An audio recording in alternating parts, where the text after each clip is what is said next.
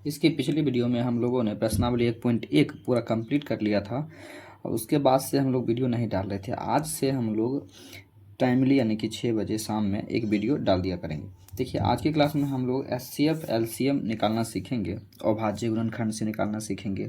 HCF और LCF में जो संबंध होता है ए गुना बी बराबर एलसीएम गुना एचसीएफ, इस पर भी क्वेश्चन करेंगे। अब ये सभी चीज़ें हम लोग पढ़ेंगे। इसमें देखिए, आज हम लोग पहला लिए हैं कि एचसीएफ, जिसका हिंदी होता है महत्तम समावर्तक यानी कि मॉसो। एच मतलब क्या होता है, इसका होता है हाईएस्ट। सी मतलब होता है कॉमन। एफ मतलब होता है फैक्टर, हाईएस्ट कॉमन फैक्टर।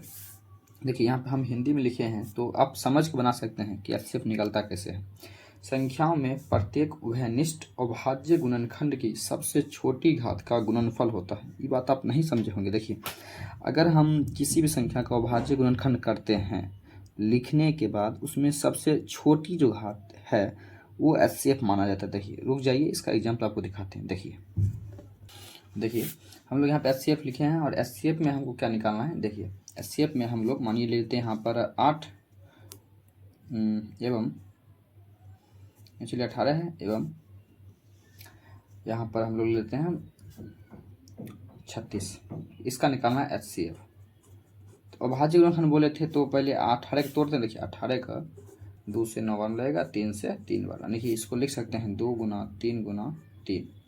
ठीक, आगे देखते हैं। इसमें 36 को तोड़ लेते हैं। 36 का 2 से 18 आएगा, फिर 2 से ये 9 आएगा, फिर 3 से ये 3 बार आएगा, यानी कि ये हो गया 18 के लिए, ये 36 के लिए ये हो जाएगा, यानी कि 2 गुना 2 गुना 3 गुना 3 बराबर। इसको देखिए, 2 गुना 3 का पावर 2 लिखेंगे। इसे क्या लिखेंगे, 2 पावर 2 गुना 2 पावर हो गया 2 और 3 पावर 2 हो जाएगा। देखिए, उसमें लिखे थे कि संख्याओं के जब अभाज्य गुणनखंड के रूप में लिखेंगे तो उसका छोटी घात एचसीएफ होता है। देखिए, जैसे 18 और 36 का एचसीएफ निकालेंगे तो यहाँ देखिए 2 कितना है, 1। यहाँ की 2 कितना है, 2। तो छोटी घात क्या है, ये 2 या फिर 2 पावर 2 है। यहाँ 2 पावर 1 है, छोटी घात तो ये है, तो यानी कि यहाँ से लिया जाएगा 2, फिर गुना करेंगे। ये दोनों सेम है तो दोनों में से कोई एक ले लीजिए, यानी कि 3 पावर 2, ये हो गया 2 गुना 9, यानी कि हो गया ये 18। यानी कि एचसीएफ कितना हो गया इसका, 18। ठीक, इसी प्रकार चलते हैं अब हम लोग एलसीएम पर। तो यहाँ लिखा था संख्याओं में प्रत्येक उभयनिष्ठ अभाज्य गुणनखंड की सबसे छोटी घात का गुणनफल क्या होता है, एचसीएफ होता है। वो हम लोग ने आपको बता दिया। अब देखिए, यह लिखा हुआ है एलसीएम, लॉस ऑफ यानी कि लघुत्तम समावर्तक। इसका होता है लोएस्ट कॉमन मल्टीपल। इसका मतलब क्या है, देखिए, संख्याओं में संबंध प्रत्येक अभाज्य गुणनखंड की सबसे बड़ी घात का गुणनफल होता है। कि सबसे वो भी जो हम लोगों ने आपको बतलाया था वहीं पर चलते हैं। देखिए, यहाँ पे हम लोगों ने एचसीएफ निकालते हैं। एलसीएम कैसे निकालेंगे, एलसीएम देखिए, बड़ी घात लेंगे। क्या लेंगे, बड़ी घात। यहाँ पे 2 का पावर 1 है, यहाँ पे 2 पावर 2 है, तो बड़ी घात क्या है, यानी कि हो जाएगा 2 पावर 2। इसमें देखिए बड़ी घात नहीं सेम है, दोनों में से एक को ले लीजिए, यानी कि हो गया 4, ये हो गया 9, 9 चक 36, यानी कि एलसीएम आ गया इसका 36 और एचसीएफ आ गया इसका 18।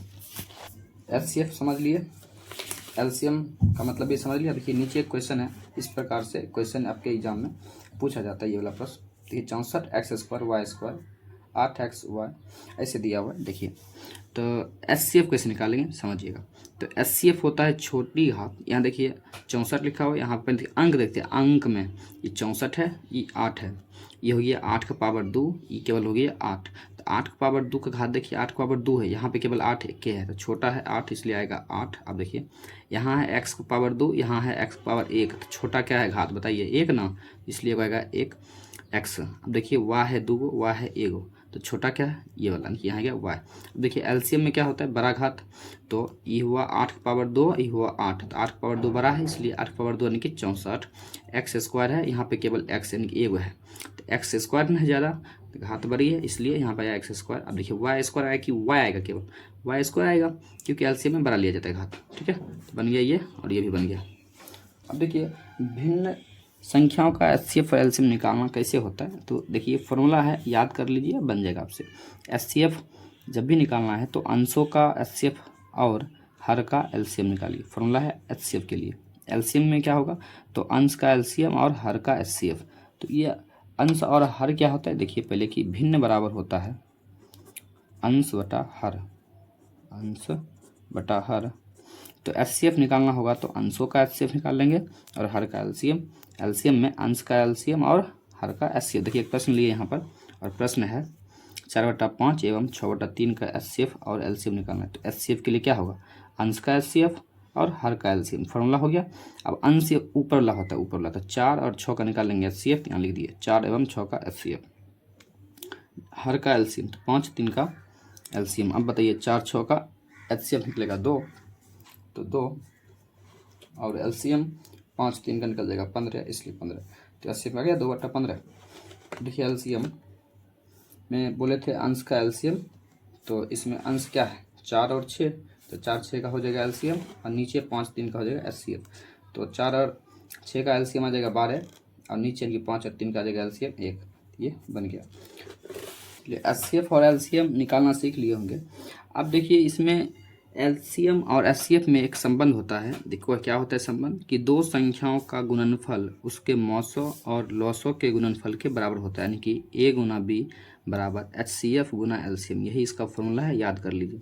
और इसी से हम निकाल सकते, मानिए ए का मान निकालना, ए गुना आ जाएगा इसके भाग में, तो ए बराबर हो जाएगा ऊपर लाने के एचसीएफ गुना एलसीएम, नीचे आ जाएगा बी।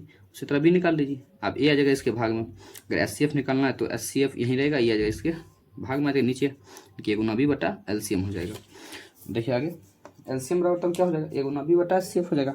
आप मेन रूप से ये फॉर्मूला याद रखिए, इसी से सब बन जाएगा। ठीक, अब नीचे एक प्रमेय है वो देख लीजिए थोड़ा सा, कि किसी भी संख्या को हम लोग अभाज्य गुणनखंड के रूप में लिखते हैं, कि प्रत्येक भाज्य संख्या को अभाज्य संख्याओं के घातों के गुणनफल के रूप में लिखा जा सकता है। जैसे देखिए 10 तोड़िए 2 गुना 5 आएगा, 2 क्या है अभाज्य है और 5 भी क्या है अभाज्य है। वही बात यहाँ है, कोई भी भाज्य संख्या है उससे आप इस प्रकार लिखिए, यानी तोड़ के लिखिए, वो अभाज्य ही संख्या बनता है।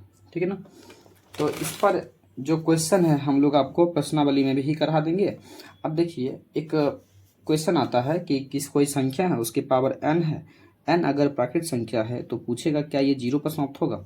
ये कर लेते हैं, उसके बाद हम लोग का प्रश्नावली 1.2 पूरा समाप्त हो जाएगा। तो वहाँ हम लोग क्वेश्चन में ही क्वेश्चन कर लेंगे, ठीक ना। और वो प्रश्न ये रहा, जैसे देखिए लिखा हुआ है 4 पावर n शून्य पर समाप्त होगा, जहां n एक प्राकृतिक संख्या है। तो कि कोई भी संख्या शून्य पर समाप्त तभी होगा जब ये जो हर यानी कि ये देखिए बेस में जो लिखा हुआ है, आराम देखिए 4 है, 4 पावर n है, तो सिंपल यहाँ जो लिखा होगा इसको आप तोड़ कर देखना होगा आपको। अगर 2 और 5 मिला तभी वो संख्या शून्य पर समाप्त होगा, अन्यथा नहीं होगा। देखिए अगर हम 4 का तोड़ते हैं तो 4 में क्या क्या आएगा, 2 और 2 मिलेगा, 5 नहीं आया, इसलिए ये क्या होगा बताइए, ये क्या होगा तब, ये जो है शून्य पर समाप्त नहीं होगा। यहाँ देखिए लिख सकते हैं, देखिए 4 पावर n यह तभी शून्य पर समाप्त होगा जब किसी संख्या के गुणनफल में 2 पावर n गुना 5 पावर m सम्मिलित हो। यहाँ देखिए 4 पावर n में 5 नहीं है, अर्थात क्या है, देखिए 4 जब तोड़े तो 2 गुना 2 आया, 5 नहीं है, इसलिए अतः 4 पावर n शून्य पर समाप्त नहीं होगा। इतना ही लिखना है, बस हो गया। इतना करते हैं हम लोग का 1.2 प्रश्नावली समाप्त हो जाता है। अब जो ये अपरिमेय संख्या को साबित करना होता है, ये अगले यानी कि 1.3 के लिए, आज के लिए 1.2 ही रहने देते हैं। अगले वीडियो में 1.2 प्रश्नावली का सभी कॉन्सेप्ट तो हो गया, आप क्वेश्चन कर लेंगे, ठीक है। तब प्रश्नावली 1.3 के लिए अपरिमेय संख्या साबित कर लेंगे। थैंक यू, मिलते हैं अगले वीडियो में।